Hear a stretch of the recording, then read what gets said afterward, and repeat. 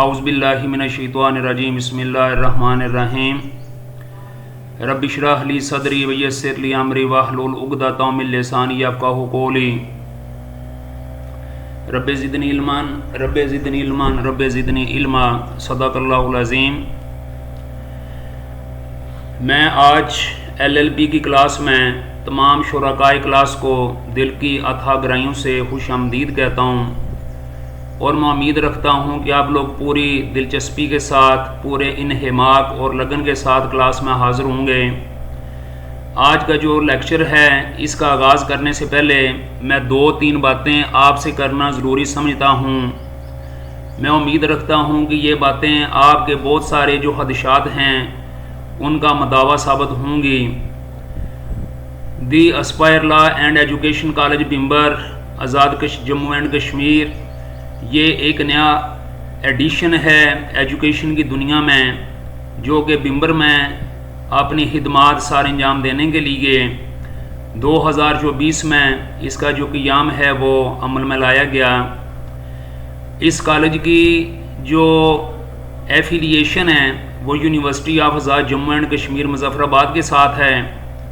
इस वक्त B.Ed class और LLB क्लास और BS जो क्लासेस हैं वो इस कॉलेज में यानी कि वो चल रही हैं।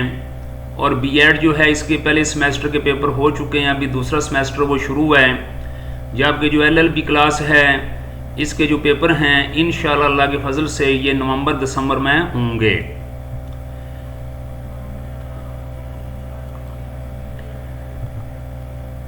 जैसा कि यहाँ पर ऑनलाइन ये क्लास है और आज ये LLB पार्ट 1 है और लेक्चर ये 2 है। इससे पहले लेक्चर नंबर 1 हो चुका है और मैं अब्दुल रऊफ़ जो कि इस कॉलेज के डायरेक्टर भी हूँ और head of department law department भी हूँ और प्रेजेंटर भी हूँ। अभी आपको मैं इंशाल्लाह ये जो LLB का जो लेक्चर है ये सारे के सारे जो सब्जेक्ट हैं ये भी मैं आपको इंशाल्लाह टीच करूँगा, शेयर करूँगा, क्योंकि अल्हम्दुलिल्लाह एजुकेशन में मेरा तो 30 साल एक्सपीरियंस है और लॉ क्लास पढ़ाने का मेरे पास तकरीबन 8.5 साल एक्सपीरियंस है, जो कि मैं LLB क्लास पढ़ाता रहा हूँ इससे पहले। बिस्मिल्लाहिर्रहमानिर्रहीम से आगाज़ तो हो चुका है हमारे इस लेक्चर का, इस इस्लामी पैगाम के साथ व अलैसा लिल इंसान इल्ला मा सआ व अन्ना सअयहु सौफा युरा। और ये एक इंसान के लिए वही है जो उसने कोशिश की और ये कि उसकी कोशिश उसे दिखाई जाएगी।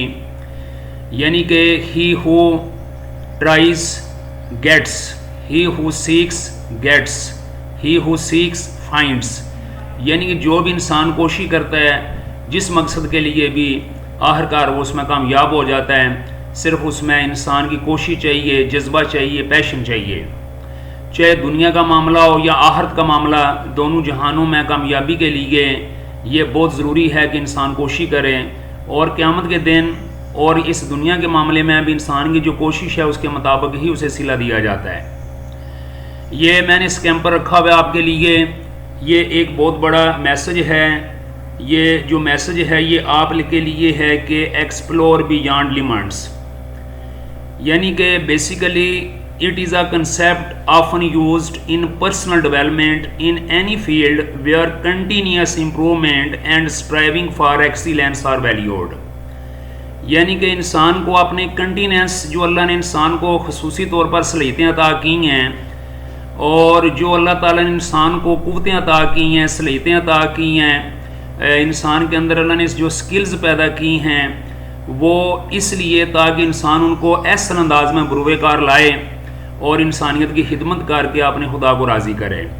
अगर तो इंसान आपने जो सलीतें हैं इन्हें भरपूर इस्तेमाल करता है तो इंसान जो है वो ये समझ ले कि वो अपने जो अल्लाह ताला ने उसे अमानत सलीतों की शक्ल में दी है उसका भरपूर इस्तेमाल करता है। इसका आप ये भी कह सकते हैं कि reaching new potential, discovering abilities और strengths you do not know you have. अपने उन सलीतों की खोज लगाना जो अल्लाह ताला ने आपको अता की हैं और वो आपके लिए बहुत ज़रूरी हैं। मैं कभी कभी जब कुरान पाक सूरह रहमान की एक आयत है या माशरल जिन्न वल इंसे अल्लम यातिकुम रुसुलुम मिनकुम यकुस्सून अलैकुम आयाती व युनज़िरूनकुम लिक़ा यौमिकुम हाज़ा।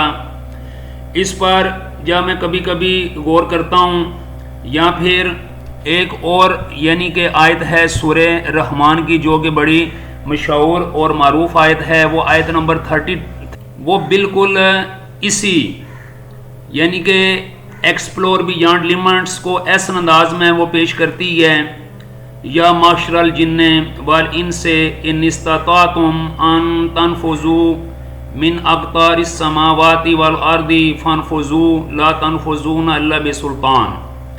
ये आपने ज़रूर स्टडी करनी है। ये आयत नंबर 33 है सूरे रहमान की, जिसमें अल्लाह ताला इंसान और जिन से मुखातब हैं और फरमाते हैं कि ए जिन्नों और इंसानों के ग्रोह, अगर तुमसे हो सके कि आसमानों और ज़मीन के किनारों से निकल जाओ तो निकल जाओ, तुम जहाँ निकल कर जाओगे वहाँ उसी की सुल्तनत है। मकसद क्या है कि अल्लाह ताला ने भी इंसान के अंदर एक सलीतों की जो वसअत है उसकी एक्सप्लोरेशन है, उसका इज़हार फरमाया है कि मैंने इंसान को बेशुमार सलीतें दी हैं, जिसकी वजह से ये अल्लाह ताला ने यानी कि जो अपनी मखलूक और अपनी जो कायनात पैदा की है, उस मखलूक में से कुछ लोग ऐसे हैं जो अपनी सलीतों का इस्तेमाल करके यानी कि आसमान की बुलंदियों तक यानी कि पहुंच सकते हैं।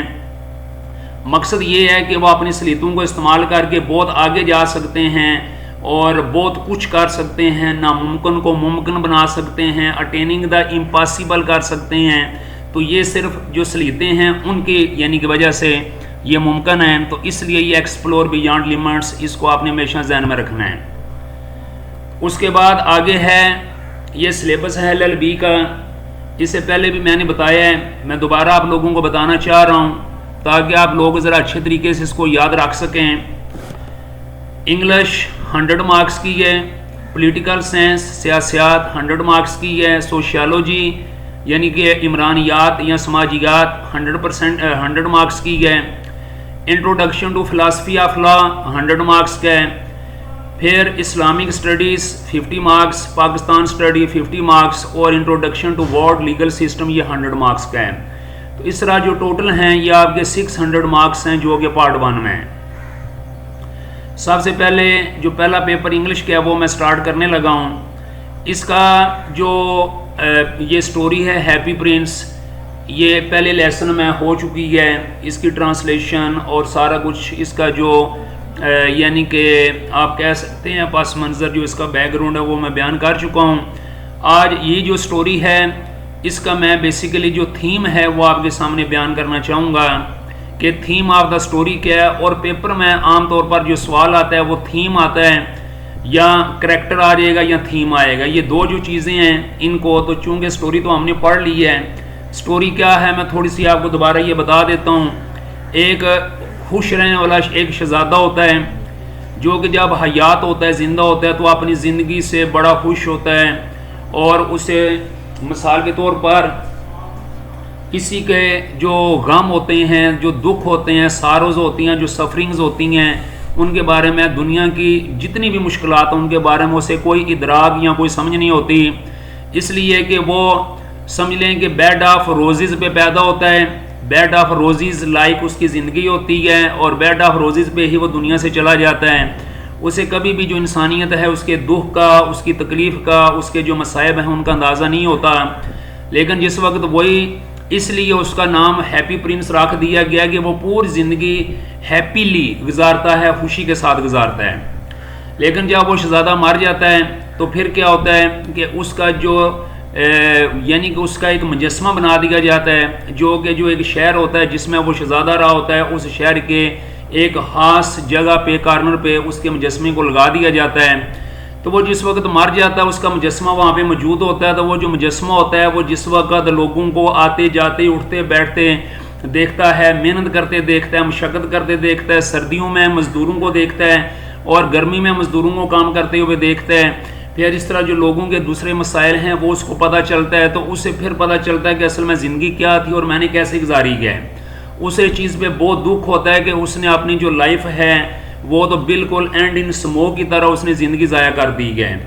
फिर उसे बहुत दुख होता है, फिर उसका ये यानी कि मिसाल के तौर पर ये फैसला करता है कि मैं जो मुजस्मा हूँ तो ज़ाहिर है मुझे बहुत खूबसूरत इन्होंने बनाया हुआ है, और उस मुजस्मे के साथ लोगों ने, ज़ाहिर है वो बादशाह के बेटे का मुजस्मा होता है, शहजादे का मुजस्मा होता है, तो वो यानी कि उस मुजस्मे के साथ उन्होंने बड़े कीमती सोना वगैरह लगाया होता है, हीरे जुरात लगाए होते हैं, कीमती पत्थर लगाए होते हैं।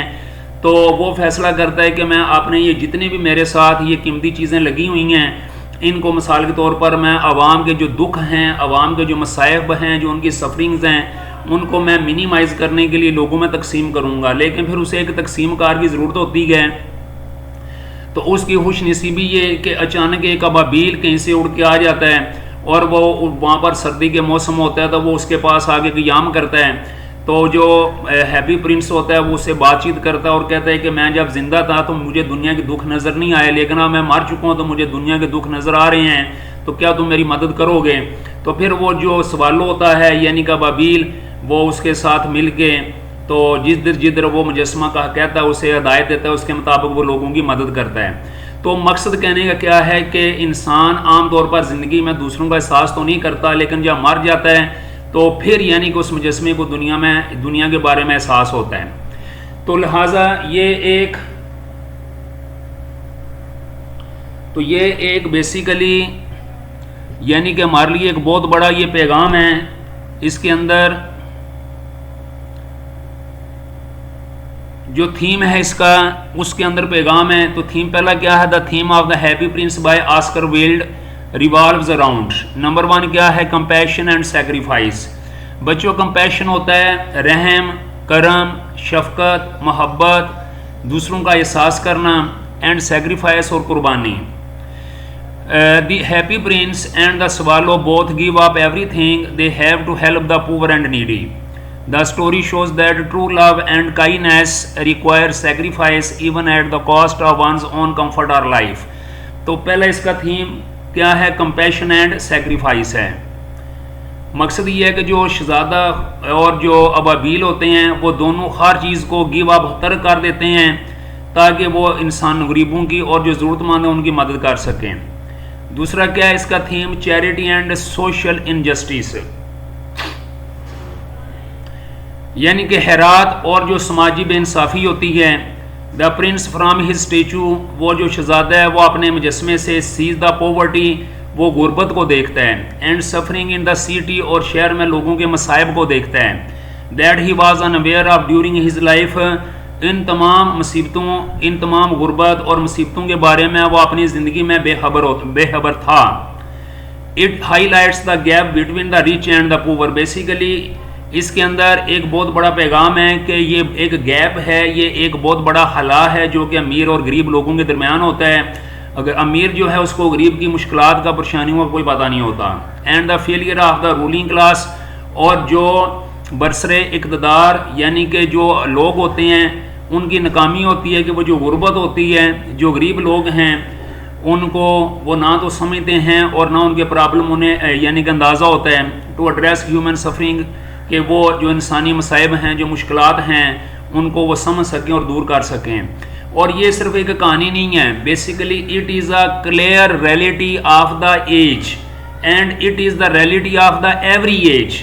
यानी कि अगर just like the Asian countries, you can see that in Asian countries such thinking is also prevailed nowadays.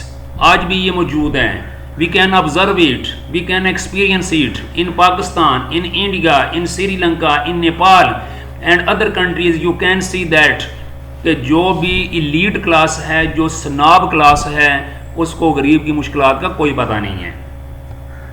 उसके बाद तीसरा इसका थीम है ट्रू ब्यूटी एंड गुडनेस, यानी कि सच्ची खूबसूरती और अच्छाई।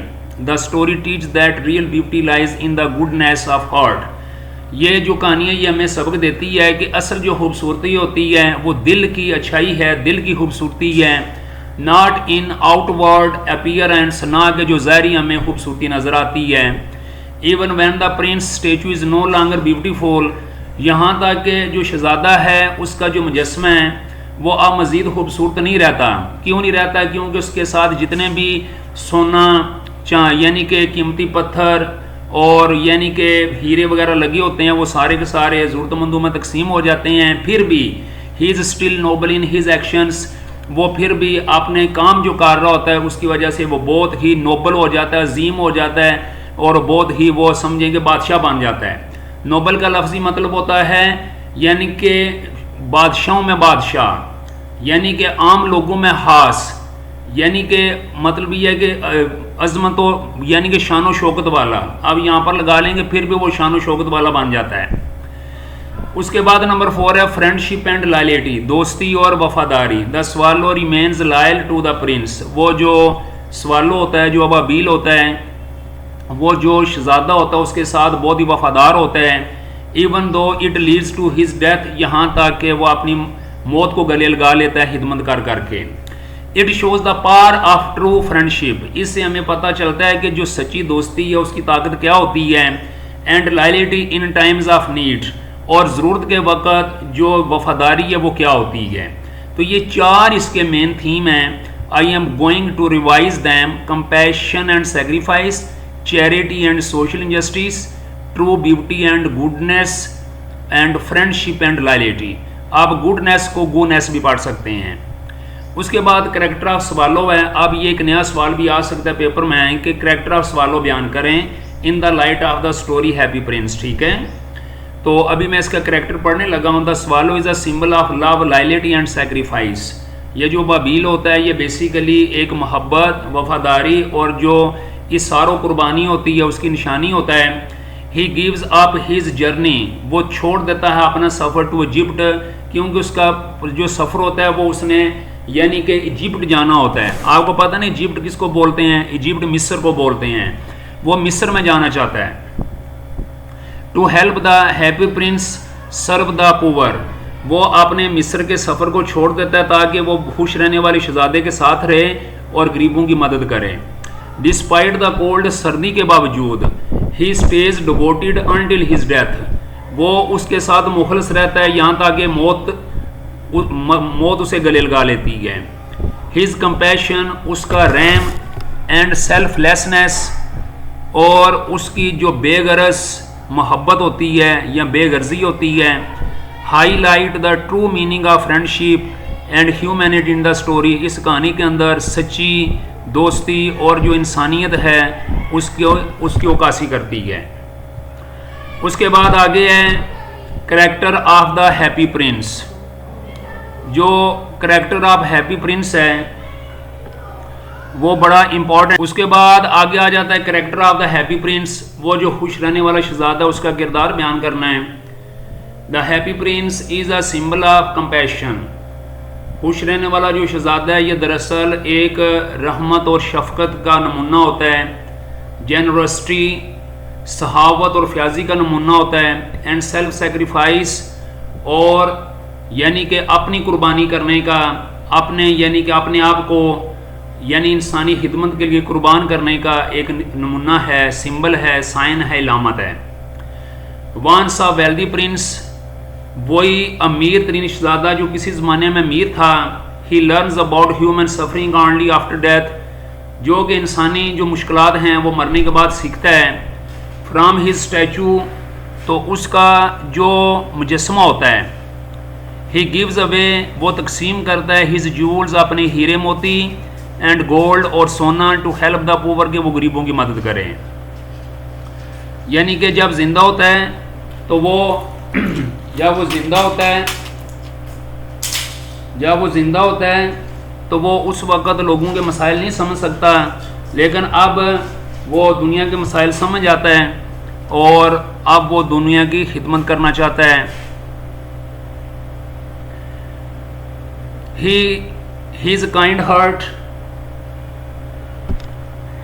His kind heart, उसका नरम दिल, एंड डीप कंसर्न, और गहरा तल्लक फारदर दूसरों के लिए। शो ट्रू नोबिलिटी, ये हकीकी एक शराफत, मोहब्बत, शफकत, शान शौकत, एंड लव, और मोहब्बत को ज़ाहिर करता है, या उसकी सही खुश अखलाकी और मोहब्बत को ज़ाहिर करता है। तो जिस तरह ये अभी मैंने बयान किया करेक्टर ऑफ स्वालो, इसी तरह कैरेक्टर ऑफ जो हैप्पी प्रिंस है ये भी आपने तैयार करना है। अब इसका जो मेन थीम है, अगर बोले कोई मेन थीम बयान करें तो आप मेन थीम ये भी बयान कर सकते हैं, the main theme of the happy Prince is selfless love and compassion for humanity. पहले बात हो चुकी है। It teach that true nobility comes from kindness, empathy and sacrifice, not from wealth और अपीयरेंस। यानी दौलत से और ज़ाहरी शक्ल सूरत से कुछ भी नहीं होता। असल जो शराफत है वो यही है कि इंसान दूसरों पर मेहरबान हो, रहम दिल हो और दूसरों के लिए कुर्बानी करना सीखे। This is the main theme of the happy Prince story. Okay, अब आगे हम चलते हैं, जिसमें ये सवाल अक्सर पेपर में आया है। इससे पहले भी मैंने ये कई पेपर्स में ये सवाल देखा है, why did the happy prince not help to humans when he was alive. यानी कि वो खुश रहने वाला जो शहजादा था, जब वो जिंदा था तो लोगों की मदद उसने क्यों नहीं की, क्यों नहीं करता था। बड़ा इंपॉर्टेंट सवाल है। यानी मरने के बाद उसे एहसास होता है, लेकिन जब वो जिंदा होता है तो वो एहसास नहीं करता। इसकी क्या वजह है? तो वो वजह हमने यहाँ पे बतानी है कि असल क्या वजह थी कि जब वो जिंदा था तो उसे दूसरों का एहसास नहीं हुआ, लेकिन जब वो मर गया तो फिर उसे एहसास हुआ। उसका जवाब है, the happy Prince did not help humans when he was alive because he lived A life of luxury and pleasure inside his palace. इसलिए कि वो एक ऐसी ज़िंदगी में था जो कि लग्जरीपुर यानी ताइश ज़िंदगी थी, अय्याशी वाली ज़िंदगी थी, एंड प्लेजर और खुशी खुशी थी। और खुशी में इंसान दूसरों के गम भूल जाता है। जिस बंदे को खुद आसानियाँ होती हैं वो दूसरों की परेशानियाँ भूल जाता है। Completely unaware of the suffering outside, उसके इर्द गिर्द जितने भी मसाइब थे उनको वो मुकम्मल तौर पर उनसे नवाकिफ था। ही वॉज कॉल्ड हैप्पी, उसे खुश कहा जाता था, बिकॉज ही नेवर सा सारो और पॉवर्टी, क्योंकि उसने कभी भी कोई दुख या गुर्बत नहीं देखी थी। आफ्टर हिज डेथ, उसके मरने के बाद, as a statue placed high above the city, जब उसके मुजस्मे को शहर के ऊपर कहीं नस्ब कर दिया जाता है। ही सा the misery of the people, तो वो लोगों की गुर्बत को देखता है। And felt deep sadness and compassion, और वो बहुत गहराई के साथ उनका जो दुख है उसे महसूस होता है और उन पर उसे तरस आता है। कंपैशन यहाँ पर रहम या तरस आता है। Only then did he realise, फिर उस वक्त उसने फैसला किया, the harsh realities of life, के जो ज़िंदगी है इसकी मुश्किलात क्या हैं। And choose to help the poor through acts of kindness, फिर उसने जो गरीब लोग हैं उनकी मदद के बारे में यानी कि इस बारे में सोचा। यानी कि उसने फिर लोगों की जो मदद है उसके बारे में मेहरबानी और शफकत का अंदाज इसलिए अपनाया कि मरने के बाद उसे दुनिया के जो मसाइब हैं उनके बारे में पता चला। तो ये था बच्चों मेन थीम हो गया। ये कहानी जो है ये अभी मुकम्मल तौर पे मुकम्मल हो जाती है। हैप्पी प्रिंस कहानी हर हवाले से मुकम्मल हो चुकी है। उसकी पहले स्टोरी, उसकी कहानी, उसमें जो मेन कैरेक्टर था सवालों का, मेन कैरेक्टर था हैप्पी प्रिंस का, फिर उसके बाद उसका जो मेन थीम था, उसके जो छोटे थीम थे और इम्पॉर्टेंट जो क्वेश्चन है, ये कहानी आज हर हवाले से अल्हम्दुलिल्लाह ये मुकम्मल हो चुकी है। अभी हम चलते हैं अगला सब्जेक्ट पॉलिटिकल साइंस। क्या आपको पता है कि पॉलिटिकल साइंस क्या होती है? पॉलिटिकल साइंस किसे कहते हैं? यकीनन आपको। तो पॉलिटिकल साइंस पे अभी हम चलते हैं। दूसरा ये पेपर होगा आपका। इससे पहले हमने पॉलिटिकल साइंस जो है इसका मुकम्मल जो इंट्रो है, इंट्रोडक्शन वगैरह पढ़ ली है। इसमें क्या कुछ चीज़ें शामिल हैं वो भी सारी हमने पढ़ ली हैं। अभी हम इसमें ये चीज़ें मज़ीद पढ़ेंगे कि गवर्नमेंट जो होती है इसकी टाइप्स क्या होती हैं। ये बड़ा एक इम्पॉर्टेंट क्वेश्चन है कि what is political science and right the types of the government. ये भी हो सकता है कि right the important types of government. और इसके अलावा ये अलग से भी, ये जितने भी हैं इन पर अलग से भी मजमून आ सकता है कि फ़र्ज़ करें यहाँ पर जितनी भी टाइप्स हैं गवर्नमेंट की, जैसे थ्योक्रेसी है, फिर अगर हम आगे चलते हैं तो उसमें डेमोक्रेसी भी है, फिर डिक्टेटरशिप भी है, फिर ओलिगार्की भी है, फिर इस तरह और भी बीच में प्रेसिडेंशियल भी है, फिर इसमें मोनार्की भी है। तो इस तरह ये मुख्तलि टाइप्स हैं मुख्तलि गवर्नमेंट्स की, ठीक है। तो अगर ये अलग अलग भी क्वेश्चन आ सकता है पेपर में। तो थ्योक्रेसी, थ्यू का लफ्जी मतलब होता है रिलीजियस, तो क्रेसी का मतलब होता है टाइप ऑफ गवर्नमेंट, क्रेसी का मतलब गवर्नमेंट होता है, ठीक है ना। तो थ्योक्रेसी जो है ये कौन सी गवर्नमेंट होती है? A government ruled by religious leaders, ये वो गवर्नमेंट है जिसको जो मजहबी जोमा होते हैं, मजहबी जो लीडर होते हैं वो चलाते हैं। Are based on religious laws, या इसकी जो बुनियाद होती है वो मजहबी कवानीन होते हैं। इसके एग्जाम्पल कौन सी है?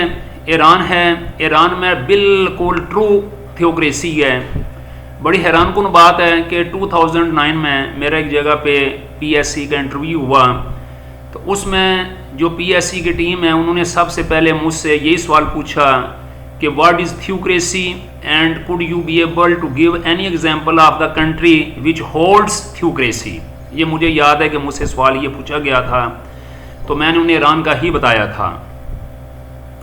तो ईरान है, ईरान में इस वक्त थ्योक्रेसी है, इस्लामिक थ्योक्रेसी है। इस तरह एक वेटिकन सिटी है, यहाँ पर भी थ्योक्रेसी है, मजहबी है, कैथोलिक थ्योक्रेसी है।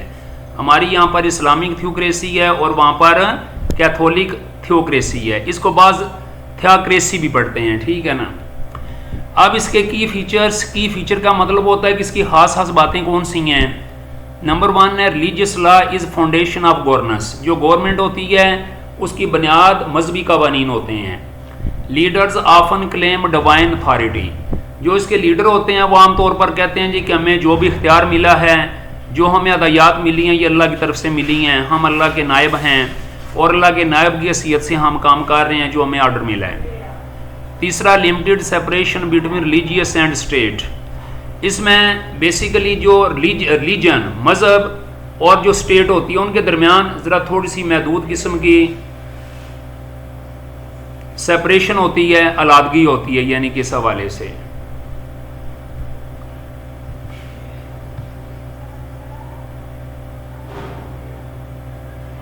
उसके बाद आगे नंबर आता है डेमोक्रेसी का। तो मैंने पहले बता दिया क्रेसी का मतलब होता है टाइप ऑफ गवर्नमेंट, यानी गवर्नमेंट को कहते हैं। तो ये डेमोक्रेसी जमहूरियत को कहते हैं हम अपनी ज़बान में। हम इस लफ्ज़ पर ज़्यादा नहीं है कि ये फ़लाँ ज़बान का लफ्ज़ है, फ़लाँ लफ्ज़ ये निकला है, बस आप इतना ये जहन में रखें इस लेवल पे कि democracy a system where power is held by the people, ये एक ऐसा गवर्नमेंट का निज़ाम होता है जिसमें इख्तियारात अवाम के पास होते हैं, इधर डायरेक्टली या तो वो खुद इख्तियारात के मालिक होते हैं और थ्रू इलेक्टेड रिप्रेजेंटेटिव्स या अपने जो मुंतखब शुदा जो नुमाइंदे होते हैं उसके ज़रिए इख्तियारात उनके पास होते हैं। इसकी जो सबसे अच्छी तारीफ़ की है वो इब्राहिम लिंकन ने की है। ए टाइप ऑफ या democracy is a type of government by the people for the people of the people, यानी कि लोगों की हुकूमत लोगों के ज़रिए लोगों के लिए। तो बात यह है कि ये बहुत अच्छी डेफिनेशन है जो अमेरिका के यानी कि 16वें सदर थे इब्राहिम लिंकन, उन्होंने तारीफ़ की थी डेमोक्रेसी की। इसके जो ख़ास ख़ास बातें हैं वो ये है कि citizens vote in free and fair elections, जो शहरी होते हैं वो अपना वोट देते हैं और वोट देने में आज़ाद होते हैं और बिल्कुल शफाफ यानी कि इलेक्शन होते हैं। Government is accountable to the people, जो गवर्नमेंट होती है वो लोगों के सामने अवाम के सामने जवाबदेह होती है। अकाउंटेबल का मतलब जवाबदेह होती है। प्रोटेक्ट सिविल लिबर्टीज़, जो अवाम की यानी कि ज़्यादा जो अवाम की खसूसियात होती हैं या अवाम के मतलब जो चीज़ें होती हैं उसमें आज़ादी होती है। सिविल का मतलब अवाम, लिबर्टीज़ आज़ादी, यानी कि अवाम की जो आज़ादियाँ होती हैं उनकी हिफाजत करती है। मिसाल के तौर पर स्पीच यानी कि बोलने की आज़ादी होती है, तकरीर की आज़ादी होती है, रिलीजन मज़हब की आज़ादी होती है, प्रेस यानी कि अपने हालात के इज़हार की आज़ादी होती है वगैरह वगैरह। उसके अलावा rule of law applies to all, सब लोगों के लिए कानून एक जैसा जो है उसको कानून की हुक्मरानी सब के लिए एक जैसी होती है। रूल ऑफ लॉ का लफ्ज़ी मतलब होता है ऐसी जगह यहाँ पर जो कानून है उसकी हकमियत होती है, कानून की बालादस्ती होती है। तो कानून की बालादस्ती होती है जो सब पर यानी कि नाफज होती है, जिसमें लीडर भी शामिल हैं। अब ये जो बात हो रही है डेमोक्रेसी, इसे हरगिज़ आप उन मुल्कों को ना समझें जिन मुल्कों के अंदर नाम तो डेमोक्रेसी का है लेकिन इसकी शक्ल में कुछ और काम हो रहा है, ज़बरदस्ती हो रही है। ये उन मुल्कों की मिसाल है जिनमें इंडिया शामिल है। द वर्ल्ड्स लार्जेस्ट डेमोक्रेसी, दुनिया में सबसे अगर बड़ी मिसाल है डेमोक्रेसी की तो वो इंडिया है। जिसमें तकरीबन 150 जो करोड़ लोग हैं वो यानी कि मौजूद हैं, और ये बहुत बड़ी एग्जांपल है कि वो डेमोक्रेसी के अतबार से बेहतरीन मुल्क जा रहा है इस वक्त। दूसरी इसकी मिसाल है यूनाइटेड स्टेट्स। यूनाइटेड स्टेट में बेसिकली प्रेसिडेंशियल सिस्टम होता है, लेकिन जो प्रेसिडेंशियल सिस्टम है वो भी रिप्रेजेंटेटिव डेमोक्रेसी होता है, क्योंकि जो यानी सदर होता है उसकी जो आप समझ लें कि जो सिलेक्शन होती है वो भी अवामी नुमाइंदों के ज़रिए होती है। तो बाल ये है कि आप इसकी यूनाइटेड स्टेट की मिसाल दे सकते हैं। उसके बाद बच्चों आगे हम चलते हैं, तीसरे नंबर पे है ओलेगार्की। ओलेगार्की क्या होती है? ओलेगार्की बड़ा एक अजीब व गरीब यानी कि कंसेप्ट है, लेकिन अक्सर लोगों को इसके बारे में पता नहीं है।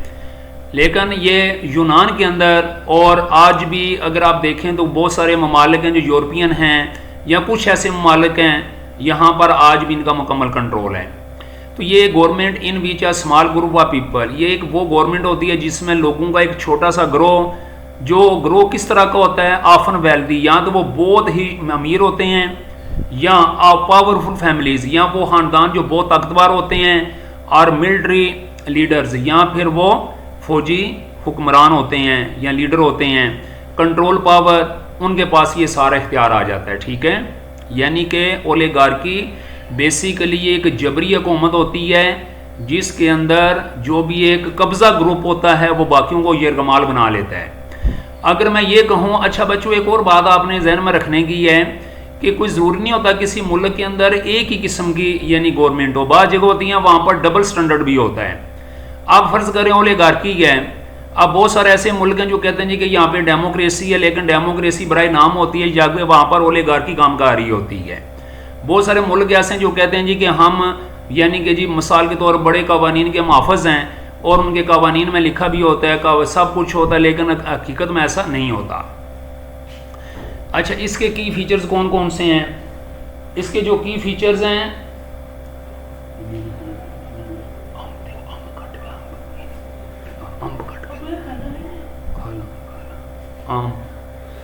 उसके बाद बच्चों इसके की फीचर है political power is concentrated in the hands of few, जो सियासी ताकत होती है कुछ लोगों के हाथ में होती है। लिटल पब्लिक इनपुट और अकाउंटेबिलिटी, आवाम के सामने ये बहुत कम जवाबदेह होते हैं। ऑफन यूजेज वेल्थ और connections to maintain control, control हासिल करने के लिए आमतौर पर ये दौलत का या मुख्तलिफ तलकात का इस्तेमाल करते हैं। और ये ऐसा कहाँ पे हो रहा है? रशिया में हो रहा है।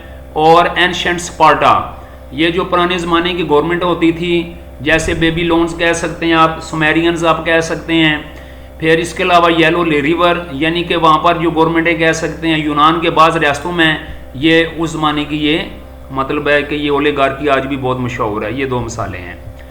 उसके बाद बच्चों मोनार्की। मोनार्की क्या होती है? फ़र्द वाहिद की हुकूमत, बादशाह आप जिसे कह लें, शाही हुकूमत कह लें, जैसे कि सऊदीया के अंदर है आप देख सकते हैं।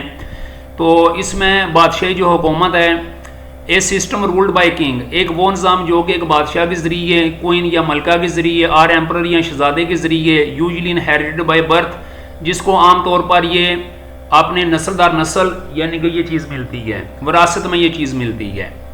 तो बहुत सारे मुल्क ऐसे हैं यहाँ पर अगर बाप मार जाता है तो बेटे को वो बादशाही मिल जाती है, बेटा मार जाता है तो उसके बेटे को बादशाही मिल जाती है, या उनके भाइयों को मिल जाती है। तो ये सिस्टम आज भी बहुत सारे ममालिक के अंदर मौजूद है। और इसकी जो बेस्ट एग्जांपल है वो सऊदीया है और यूके है। लेकिन यूके के अंदर फिर कॉन्स्टिट्यूशनल है, उसके अंदर इसको तो बिल्कुल ही उन्होंने अला कर दिया हुआ है। लेकिन सऊदीया के अंदर आप लोग अच्छी तरह यानी कि फील कर सकते हैं कि ये मौजूद है, क्योंकि इसकी दो किस्में होती हैं। एक अब्सोल्यूट मोनार्की होती है, द मोनार्क, मोनार्क बादशाह को कहते हैं, ठीक है, फ़र्द वाहिद को या हाकम को या आप बादशाही कह लें, या शाही ख़ानदान का जो सबसे बाख्तियार आदमी होता है। दी मोनार्क हैज़ टोटल कंट्रोल, वो जो मोनार्क होता है उसके पास मुकम्मल तौर पर काबू होता है और कोई भी किसी किस्म का उस पर अपना हुक्म नहीं चला सकता। फॉर एग्जाम्पल सऊदी अरब में।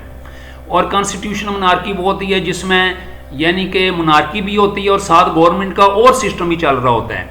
तो वो मिसाल के तौर पर ऐसे सिचुएशन में जो मोनार्की होती है ना, वो ज़्यादा इफेक्टिव नहीं रहती, बल्कि बराए नाम होती है, जिसे रबड़ स्टैम्प कहते हैं। वो सिर्फ एक मोहर तो लगा सकता है लेकिन कर कुछ नहीं सकता। मोनार्की सिंबॉलिक, ये लिख भी दिया मैंने। मोनार्की सिंबॉलिक का मतलब है कि वो जो बादशाह होता है ना, बराए नाम होता है, पार्लियामेंट गवर्नस, जबकि जो पार्लियामेंट होती है ना वो सारे कवानीन वगैरह पास करती है, वो कॉमन करती है। तो ये तरीका कहाँ पे है? यूनाइटेड यानी किंगडम के अंदर है, यूके के अंदर है, बरतानिया के अंदर। तो की फीचर्स क्या हैं? लीडरशिप पास थ्रू आ रॉयल फैमिली, इसमें जो क़यादत होती है ये एक जो रॉयल फैमिली है, शाही ख़ानदान, उसमें घूमती है। पावर कैन भी सिम्बोलिक और एब्सोल्यूट, वो जो पावर है बाज़ औक़ात इलामती होती है, बाज़ औक़ात मुतलक होती है। यानी अगर तो इलामती है तो वो बराए नाम है, रबर स्टैंप है, और अगर एब्सोल्यूट है तो फिर सारे इख्तियार उनके पास होता है। तो ये दोनों सूरतों में से कोई एक सूरत हो सकती है। Long standing traditions and national unity symbols, ये बेसिकली जो गवर्नमेंट है इसकी एक ख़ास बात है कि जो रवायात होती हैं उनको और जो कौमी इत्तेहाद की निशानियाँ होती हैं उनको इन पर बहुत ज़्यादा पजीराई दी जाती है। और ये वजह है कि बरतानिया का जो कानून है वो आज भी अनरिटन है, गैर तहरीरी कानून है। इसलिए गैर तहरीरी कानून है कि वो ज़्यादातर अपनी जो रवायात हैं, जो पुराने फ़ैसले हैं, अदालती फ़ैसले हैं, उन पर वो ज़्यादा बिलीव करता है।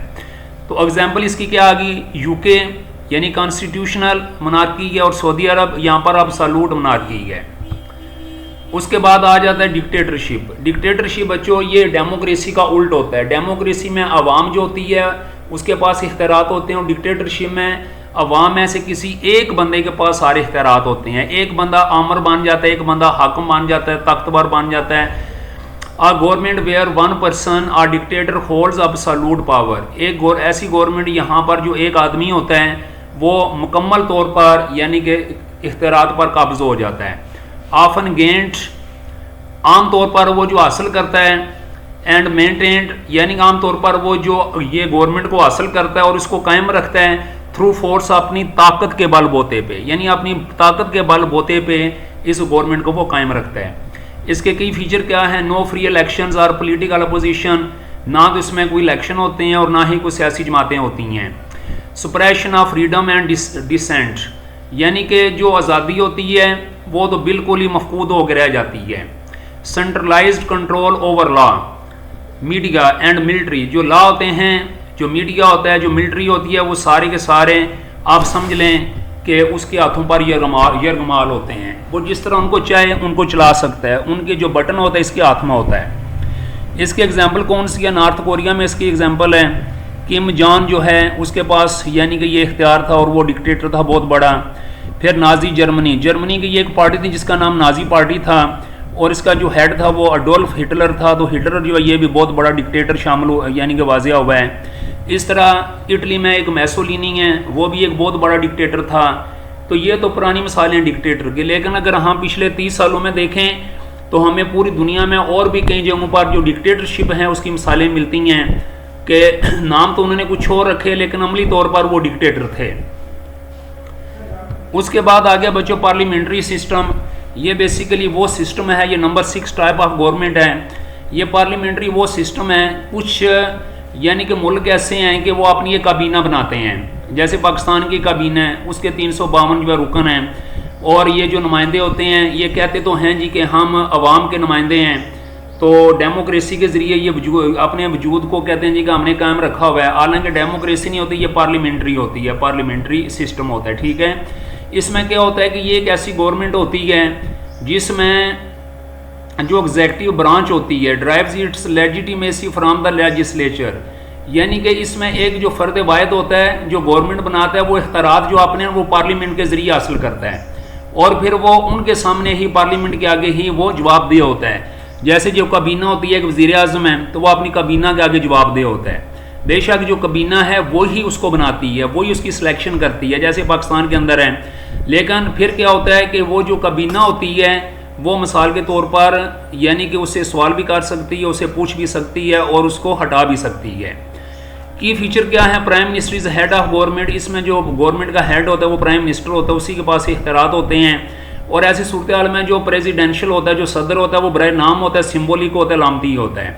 Prime minister is chosen by the majority party of coalition in parliament. जो प्राइम मिनिस्टर होता है वो जो अक्सरियती पार्टी होती है उसमें से लिया जाता है। Executive and legislative branches are closely linked. देखें जी, कोई भी जो गवर्नमेंट होती है उसके अंदर 3 किस्म की ब्रांचेस होती हैं। 3 किस्म की ब्रांचेस हों तो एक गवर्नमेंट बनती है। उसमें एक होती है एग्जेक्टिव, एक होती है लेजिस्लेटिव और एक होती है जुडिशियल। एग्जैक्टिव को आमला या इंतज़ामिया भी कहते हैं, और लेजिस्लेटिव को मकनना कहते हैं, और जुडिशल को अदालत कहते हैं, अदालती निज़ाम कहते हैं, ठीक है, अदलिया।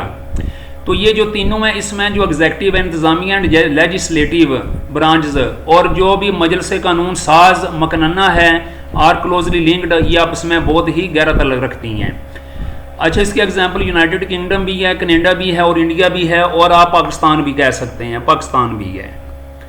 उसके बाद आखिर पे है presidential system, a democratic government where the executive branch president is separate from the legislature and is elected independently by the people। यानी कि इसमें जो सदर होता है उसमें वो काबीना वगैरह तो नहीं बनती, लेकिन वो डायरेक्ट जो अवाम होती है उसको अपना सदर मुंतखब कर लेते हैं, जैसे अमेरिका वगैरह में होता है। President is both head of state and head of government, यानी कि इसलिए अमेरिका को या जिन ममालिक के अंदर ये इस तरह की गवर्नमेंट होती है उसमें जो सदर होता है उसको दुनिया का सबसे ज़्यादा ताकतवर तरीन इंसान समझा जाता है। आज अगर हम बोलें कि इस दुनिया का सबसे ताकतवर तरीन इंसान यानी कि ट्रंप है तो ये बात गलत नहीं है, इसलिए कि वही की वक्त में हेड ऑफ स्टेट भी और हेड ऑफ गवर्नमेंट भी है। जबकि पाकिस्तान के अंदर जो हेड ऑफ स्टेट है वो सदर होता है और जो हेड ऑफ गवर्नमेंट है वो पीएम होता है, वजीर आजम है। लेकिन अमेरिका का जो हेड ऑफ स्टेट और हेड ऑफ गवर्नमेंट जो है ना वो एक ही आदमी, और वो कौन है, वो ट्रंप है। क्लियर सेपरेशन ऑफ पावर्स, इसमें ये जितने भी गवर्नमेंट के इदारे हैं, आगे मैंने बात की, एग्जेक्टिव है, लेजिस्लेटिव है, जुडिशल है, तो इनके जो अपने अपने इख्तियारात जो होते हैं ये अलग अलग होते हैं। Fix terms for elected officials, इसमें जितने भी लोग चुने जाते हैं जो मिसाल के तौर पर उनकी वो एक खास वक्त के लिए चुने जाते हैं। Checks and balance between branch, ये जितनी तीनों ब्रांच हैं इनके दरमियान एक चेक भी होता है, एक बैलेंस भी होता है, इनसे पूछा भी जाता है और इनको रोका टोका भी जाता है। एग्जाम्पल्स क्या हैं, यूनाइटेड स्टेट्स है, ब्राज़ील और मैक्सिको है। तो ये थे बच्चों आपका पॉलिटिकल साइंस की के टाइप्स ऑफ गवर्नमेंट कौन सी हैं। अभी हम आगे चलते हैं सोशियोलॉजी की तरफ। ये सोशियोलॉजी जो है ये तो ये सोशियोलॉजी है। सोशियोलॉजी के हवाले से इससे पहले बात इसका जो तारुफ है, इसका जो डेफिनेशन है, इसका स्कोप, ये सारी बातें हो चुकी हैं। आज सोशियोलॉजी का एक बड़ा इम्पॉर्टेंट सवाल है जो कि मैं आपके सामने लेके आया हूँ, और ये सवाल हर पेपर में लाजमी आता है। यानी कि मैं आपको तैयारी इस हिसाब से करवाऊँगा कि वो चीज़ें जो कि सबसे ज़्यादा इम्पॉर्टेंट है पहले वो सवालात कराऊँगा, उसके बाद फिर बाकी देखेंगे। तो आज हम जो पढ़ेंगे कि concept of deviance in sociology, sociology के अंदर इनराफ का तसव्वुर या नज़रिया क्या होता है। डेविएंस, डेविएंट, ये याद रखना लफ्ज़ होता है डेविएंस और एक होता है डेविएंट। डेविएंस इनराफ को कहते हैं और डेविएंट मुनअरफ को कहते हैं। यह डेविएंस का नज़रिया होता क्या है, मैं ज़रा थोड़ा सा इसका बैकग्राउंड आपको बता दूं कि हम आम तौर पर कुछ लोग देखते हैं अपने माशरे के अंदर जो आम तौर पर जो माशरती इक़दार होती हैं उनके खिलाफ वर्जी करते हैं, या जो हमारे माशरती असूल होते हैं उनकी खिलाफ वर्जी करते हैं, या फिर जो हमारे रस्म व रवाज होते हैं उनकी खिलाफ वर्जी करते हैं, या फिर हमारे जो आम रवैये होते हैं उनको अपनाने के बजाय उनसे ज़रा मुख्तलिफ होते हैं, या जो हमारी माशरती तवक्कुआत होती हैं उनसे इनराफ करते हैं, उनसे मुख्तलिफ होते हैं। आम तौर पर इसको अगर मैं आसान लफ्ज़ों में बयान करूं तो डेविएंस रेफर्स टू एक्शंस और behaviours that violate social norms, यानी कि बेसिकली ये वो रवैये होते हैं जिसकी वजह से हमारी जो समाजी जो उसूल होते हैं उनसे इनराफ बरता जाता है। हमने बीए में एक समरी पढ़ी थी, आपने भी शायद पढ़ी होगी, दी रेबल। दी रेबल एक बागी इंसान होता है जो माशरे में मुकम्मल तौर पर बागी होता है। आपने ये पढ़ा होगा कि जब लोग छोटे बाल रखते हैं तो वो बड़े बड़े बाल रखना शुरू कर देता है। आपने पढ़ा होगा जब लोग कुत्तों की बात कर रहे होते हैं तो वो बिल्लियों का तज़किरा छेड़ लेता है। आपने बात देखी होगी कि जब लोग धूप की तारीफ़ कर रहे होते हैं तो वो यानी कि जो बादल और बारिश होती है उसकी तारीफ़ करना शुरू कर देता है, और जिस वक्त लोग धूप और यानी कि बादल और बारिश की बात कर रहे होते हैं तो वो धूप जो होता है उसकी ज़रूरत को यानी कि ज़रूरी समझता है। तो बेसिकली ये एक एराफ होता है मुनअरफ। अब देखना ये कि एक इंसान को कौन यानी कि ऐसा बनाता है, यानी कि एक इंसान अगर एक डेविएंट बनता है एक माशरे के अंदर तो कौन उसको बनाता है। तो इस हवाले से ये सारे का सारा आज का ये लेक्चर है जो कि आपने ज़रा सुनना है ताकि आपको ज़रा इसकी सही समझ आ सके।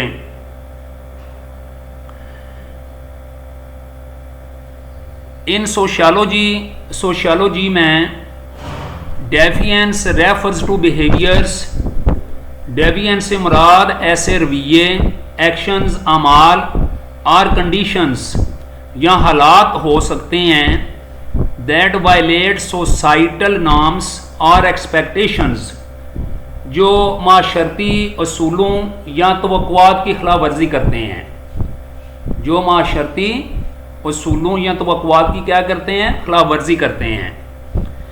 दीज नॉर्म्स, ये असूल कैन बी फॉर्मल, ये असूल रस्मी यानी कि लाज कवानीन हो सकते हैं, और इनफॉर्मल या गैर रस्मी सोशल कस्टम्स, समाजी रसूमात व रवायात हो सकते हैं। डेविएंस इज़ नॉट नेसेसरली नेगेटिव और क्रिमिनल, ये बात बड़ी ज़बरदस्त है। डेविएंस ज़रूरी नहीं कि मनफी हो या मुजरमाना हो, नेगेटिव, मनफी और क्रिमिनल या मुजरमाना हो। What is considered deviant varies across cultures, time, periods and social groups. किसी चीज़ को डेविएंट समझा जाना मुख्तलिफ सकाफ़तों में, वक्तों में और समाजी ग्रोहों के लिहाज से मुख्तलिफ हो सकता है। फ़र्ज़ करें एक बंदा अगर हम समझते हैं कि हमारे माहौल में डेविएंट है, हो सकता है वो यूके जाके वो डेविएंट ना हो बल्कि वहाँ पे जाके वो वहाँ का बहुत ज़्यादा सनसियर हो जाए, और जो बंदा यूके में डेविएंट हो सकता है वो हमारे मुल्क में, हमारे कल्चर में सनसियर हो जाए। तो यानी कि ये जो डेविएंसी होती है या डेविएंट जो एटीट्यूड होता है, ये हो सकता है कि बाज़ जगहों पर तो काबिल कबूल हो, लेकिन बाज़ जगहों पर वो काबिल कबूल हो बल्कि उसके ख़िलाफ़ हो। तो लिहाजा इसकी डेफिनेशन हम ये नहीं कर सकते कि जो पाकिस्तान में बंदा नेगेटिव है वो अमेरिका जाके भी नेगेटिव होगा, वो यूके जाके भी नेगेटिव होगा, वो इंडिया जाके भी नेगेटिव होगा। हो सकता है उसका जो डेविएंट एटीट्यूड है वहाँ पे जाकर जिस चीज़ को हम डेविएंट समझ रहे हैं वहाँ पर जाके वो डेविएंट ना हो। फ़र्ज़ करें आज हम अगर कोई बंदा मज़हब के खिलाफ बात करता है तो हम उसको क्या कुछ कह देते हैं, बल्कि उसको तो कत्ल कर देते हैं। लेकिन अगर अमेरिका के अंदर, अगर ब्रिटिश के अंदर यानी कि यूके के अंदर, और अगर यूरोप के अंदर जाके मजहबी के हवाले से बात करता है तो वो कहते हैं कि it is his private problem, तो वहाँ पर इस चीज़ को बुरा नहीं समझा जाता। तो इसका मतलब है कि what is considered deviant varies across culture, जिस चीज़ को हम डेविएंट समझते हैं ये मुख्तलिफ कल्चर में मुख्तलिफ हो सकता है, टाइम पीरियड मुख्तलिफ वक़्त और समाजी ग्रोह के लिहाज से मुख्तलिफ हो सकता है। ये बात आपने जहन में रखनी है। अब आगे चलते हैं कि जो डेविएंस होती हैं इसकी कुछ काजीज़ हैं, काजीज़ ऑफ डेविएंस है। इस हवाले से कुछ सोशियोलॉजिकल थेरीज़ हैं जो कि मैंने आपके सामने रखी हैं। ये थेरीज़ जो हैं ये हमें बताती हैं कि जो लोग हैं वो डेविएंट क्यों बनते हैं। इसके पीछे कुछ थेरीज़ हैं, नज़रियात हैं, उन थेरीज़ को मैं अभी बयान करना चाहूँगा। सबसे पहले है स्ट्रक्चरल स्ट्रेन थेरी, ये रॉबर्ट के मार्टर ने पेश की थी। वो ये कहता है कि deviance arise when there is a disconnect between societies goals. कितनी खूबसूरत उसने बात की है। वो कहता है डेविएंस उस वक्त पैदा होता है जब माशरे के मकासद मसलन दौलत, कामयाबी और इनको हासिल करने के जायज़ राया के दरमियान अदम मुताबिकत हो। यानी कि डेविएंस उस वक्त पैदा होता है कि जिस वक्त देयर इज़ अ डिस्कनेक्ट, जब कोई राब्ता नहीं होता बिटवीन सोसाइटीज़ गोल, माशरे के जो गोल होते हैं, मकासद होते हैं। अब माशरे के मकासद में बड़े बड़े मकासद कौन से होते हैं? अब माशरे के मकासद क्या क्या हो सकते हैं? देखें जी, दौलत का असूल हर बंदे का एक मकसद होता है। फिर सक्सेस, कामयाबी का जो असूल है ये हर बंदे का मकसद हो सकता है। And the means available to achieve them, और वो ज़राया जिन ज़राया से उनको हासिल किया जा सकता है, इनमें अदम मुताबिकत होती है। फिर दूसरा वो ये कहता है कि people may turn to deviant behaviour, जो लोग हैं उनका इनराफी रवैया उस वक्त बनता है, यानी कि वो जुर्म उस वक्त करते हैं। ईजी का मतलब होता है फॉर एग्जाम्पल क्राइम, यानी कि वो जुर्म उस वक्त करते हैं if they can not attain success through legitimate means. बड़ी खूबसूरत बात की है उसने। बहुत खूबसूरत ये बात है। वो कहता है कि लोग उस वक्त आमतौर पर, यानी कि उस वक्त जो लोग हैं टर्न टू डेविएंट, उस वक्त उनका रवैया बिहेवियर खराब होता है जिस वक्त वो कानूनी तरीके से कि अपनी जो कामयाबी उसको हासिल नहीं कर सकते। What a beautiful you can see this expression that is found and you also exercise in your life. कहते हैं कि लोग डेविएंट उस वक्त बनते हैं जब वो कानूनी तौर पर जो चीज़ हासिल करना चाहते हैं उन्हें हासिल नहीं होती। लेजिटिमेट मीन्स का मतलब होता है कानूनी ज़राया के ज़रिए जिस चीज़ को, फ़र्ज़ करें लोगों को अगर अदालतों में इंसाफ नहीं मिलेगा तो क्या करेंगे? अगर लोग अपनी डिग्रीज लेके मतलब फिरते रहेंगे और लेस डिग्री क्वालिफाइड लोगों को जॉब मिल जाएगी, तो जो हाईली डिग्रीज यानी कंटेंट लोग हैं वो क्या करेंगे? तो इसका ये मतलब है, ये है स्ट्रक्चरल स्ट्रेन थ्योरी। अब उसके बाद आगे चलते हैं, वो है लेबलिंग थ्योरी। ये होवर्ड बेकर ने पेश की थी, बड़ी खूबसूरती ये भी थ्योरी है और ये बड़ा एक खास नाम है इसका भी।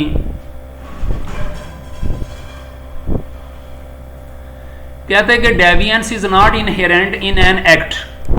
कहते हैं ये जो डेविएंस होता है बेसिकली ये कोई विरासत में नहीं किसी को मिलती, but is the result of how others label it, बल्कि ये तो दूसरे जैसा किसी पर लेबल लगा देते हैं उसके नतीजे में मिलती है।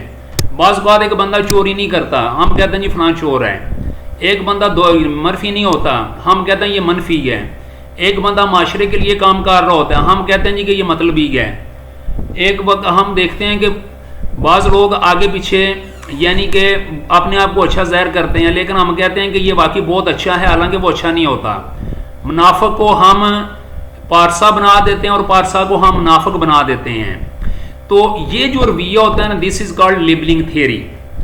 Once a person is labelled as deviant, जब किसी भी आदमी पर ये लेबल लग जाता है मुनारफ का, they may internalize the label and continue deviant behaviour, तो फिर वो अपने इस लेबल के मुताबिक अपने जो अमाल हैं या अपना जो रवैया है वो भी बरतना शुरू कर देता है। ये बड़ी खास बात है।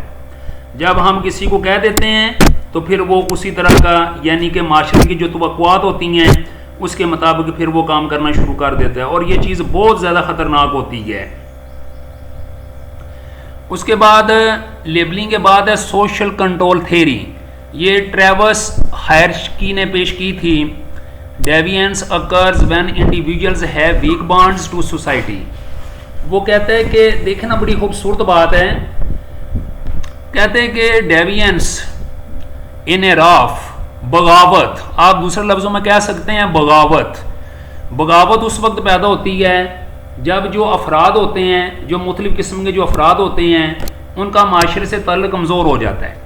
डेविएंस अकर्स यानी कि बगावत या इनराफ उस वक्त पैदा होता है when individuals have weak bonds to society, जब जो अफराद हैं उनका माशरे के साथ ताल्लुक़ कमज़ोर होता है। Strong ties to family, school and community discourage deviant behaviour.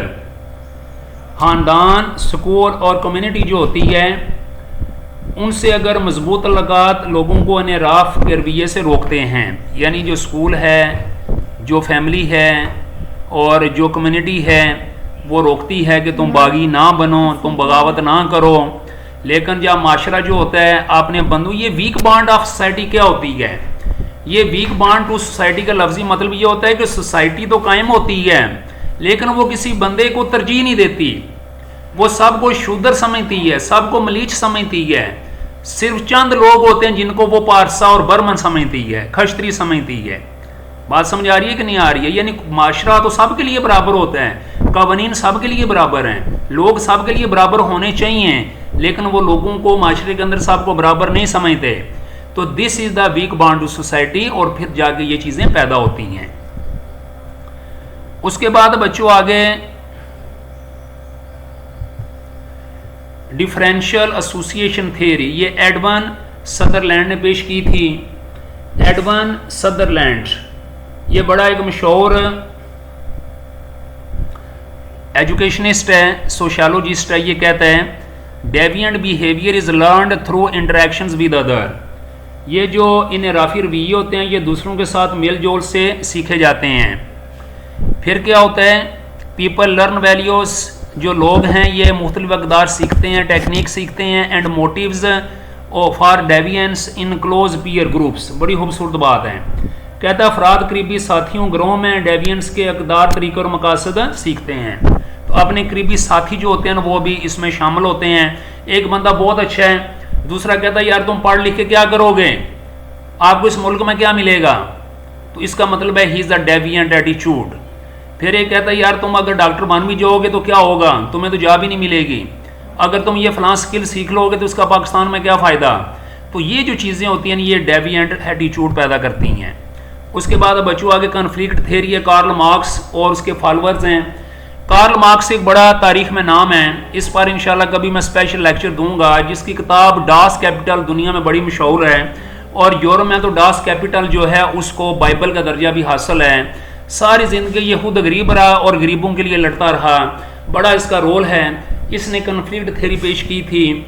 डेविएंस अराइजिस, कहता है जो डेविएंस होती है ये बेसिकली कब पैदा होती है, फ्राम सोशल इनइक्वलिटी, यानी कि ये अदम मसावात से पैदा होती है, एंड पावर स्ट्रगल्स, और ताकत की कशमकश से पैदा होती है। कहते हैं डेविएंस समाजी अदम इन मसावात और ताकत की कशमकश से पैदा होती है।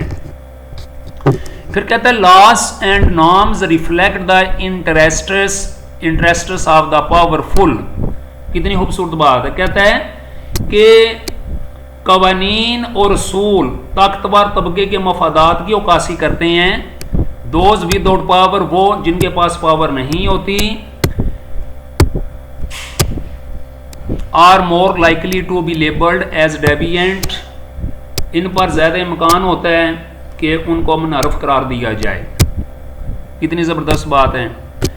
तो आमतौर पर ये जो कहा जाता है जी कि जो कार्ल मार्क्स है ये था वो था, लेकिन इसकी जो थ्योरीज हैं बड़ी ज़बरदस्त हैं इस हवाले से। वो कहते हैं कि डेविएंस समाजी अदम मसावात और ताकत की कशमकश से पैदा होता है। कवानीन और सूल ताकतवर तबके के मफादात की अक्कासी करते हैं। जिनके पास ताकत नहीं होती इन पर ज़्यादा इम्कान होता है कि उन्हें मुनारफ करार दिया जाए। ज़ाहिर जिनके पास ताकत नहीं होगी वो गरीब ही होगा ना। अमीर जो है वो जुर्म करे तो 100 रास्ते निकल आते हैं उसे बचाने के लिए, गरीब जुर्म करे तो 100 रास्ते निकल आते हैं उसे फंसाने के लिए और सजा देने के लिए। ये इसका लुबे लबाब है। अच्छा बच्चों, कंक्लूजन क्या है। Deviance is a complex social phenomena.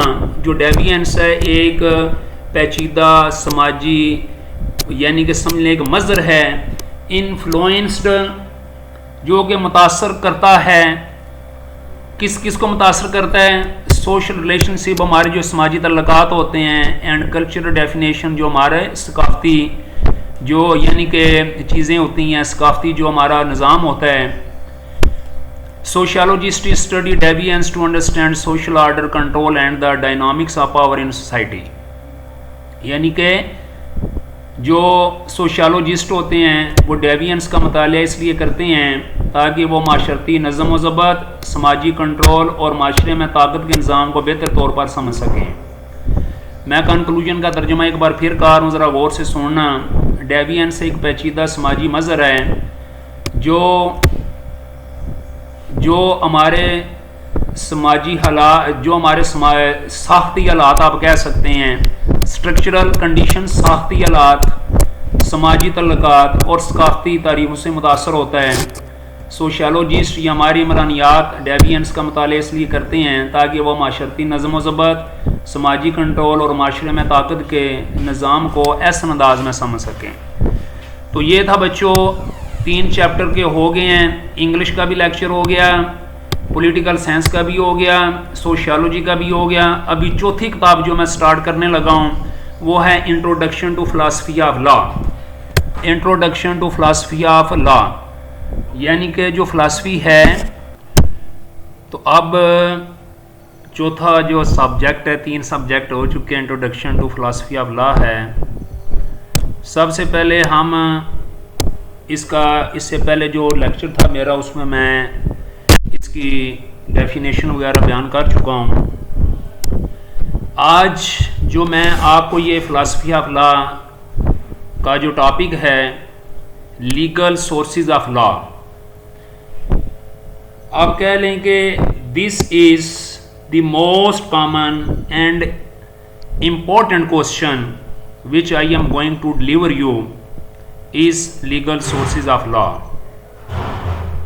Legal sources of law का मतलब ये है कि हमारा जो कानून है उसके खुसूसी माहज़ कौन से हैं। लीगल सोर्स ऑफ लॉ कानूनी माहज़ कह सकते हैं, या कानूनी ज़राया कह सकते हैं, या आप अगर थोड़ा सा इसको बारीक बीनी से देखें तो मसादरे कानून भी आप इसे कह सकते हैं। ठीक है ना। लीगल सोर्सेज ऑफ लॉ यानी कावानीन के, कानून के, यानी कि जो आप मतलब माहज़ हैं, मसादर हैं, इसे ये मुराद ली जाती है आमतौर पे। अब ये लीगल सोर्सेज ऑफ लॉ या माहज़ कानून होते क्या हैं? Legal sources refers to the origins और foundations from which laws come. ये जो कानूनी माहज़ होते हैं ये वो माहज़ हैं, ये वो बुनियादें होती हैं जिनसे कवानीन लिए जाते हैं। विच लॉज कम, यहाँ से कवानीन बनाए जाते हैं। यानी जो लीगल सोर्सेज होते हैं यानी कानूनी जो माहज़ हैं, रेफर्स टू द ओरिजिन्स, ये बेसिकली ये वो मंबा होते हैं और फाउंडेशन या बुनियाद होती है। फ्राम विच लॉज कम, यहाँ से कवानीन लिए जाते हैं या आते हैं। इन सिंपल वर्ड्स, हम आसान अल्फाज में ये कह सकते हैं, they are the places are ways, ये वो जगहें या राहें होती हैं थ्रू विच, जिनके ज़रिए लॉज आर मेड, कवानीन बनाए जाते हैं। डेवलप्ड, उनको आगे कवानीन को तरक्की दी जाती है या बढ़ाया जाता है। और डिस्कवर्ड, या कवानीन को दरियाफ्त किया जाता है। These sources give laws their authority, ये जो सोर्स होते हैं ये कवानीन को उनकी अथॉरिटी अता करते हैं, वैलिडिटी अता करते हैं, and power to the enforced in a court, और उनको ये पावर यानी कि अता करते हैं जिनकी वजह से अदालत के अंदर वो इनका नफाज कर सकते हैं। तो ये बड़ा इम्पोर्टेंट और बड़ा खूबसूरत यानी कि ये एक तारीफ़ है, तशरीह है। हम अगर इनको आसान लफ्ज़ों में देखें तो हम ये कह सकते हैं कि these sources give laws their authority, ये जो माहज़ हैं ये यानी कि gives laws their authority. These sources give laws their authority, इन माहज़ के ज़रिए कोई भी जो इंसान है उसको अथॉरिटी मिलती है या वो अथॉरिटी का मजाज होता है। वैलिडिटी, उसके अंदर एक जवाजियत आती है। And power to be enforced in a court, या उसको पावर हासिल होती है कि वो अदालत के अंदर उन कवानीन को का नफाज कर सके। ठीक है। अगर आप इस सिंपल इसकी डेफिनेशन देखें तो वो ये है, legal sources are the formal means, ये जो कानूनी माहज़ होते हैं ये एक रस्मी ज़राया होते हैं, बाय विच, जिनके ज़रिए लॉ इज़ क्रिएटेड, जो कानून है वो बनता है, और एस्टेब्लिश्ड, या उसका क़याम अमल में लाया जाता है इन अ कंट्री, एक मुल्क में। तो लीगल सोर्स ऑफ लॉ की डेफिनेशन, सिंपल डेफिनेशन मैंने बता दी है। और मैं ये भी बताता चलूँ कि आपका ये जो सब्जेक्ट है introduction to philosophy of law, इसमें आम तौर पर जो लॉ हैं और उसके जो सोर्सेज ऑफ लॉ हैं, और उसके बाद जो क्लासिफिकेशन ऑफ लॉ है, और जो थेरीज़ हैं, और जो लीगल राइट्स हैं, ये जो चीज़ें हैं ना, they are very very important. ये पेपर में आने वाली हैं, इसमें कुछ सोशल मूवमेंट्स वगैरह भी आ जाएंगी, सोशल इंस्टीट्यूशंस वगैरह भी आ जाएंगे, सोशियोलॉजिकल इसमें डिबेट्स वगैरह भी आ जाएंगे। तो ये बहुत ही इम्पोर्टेंट है। ठीक है।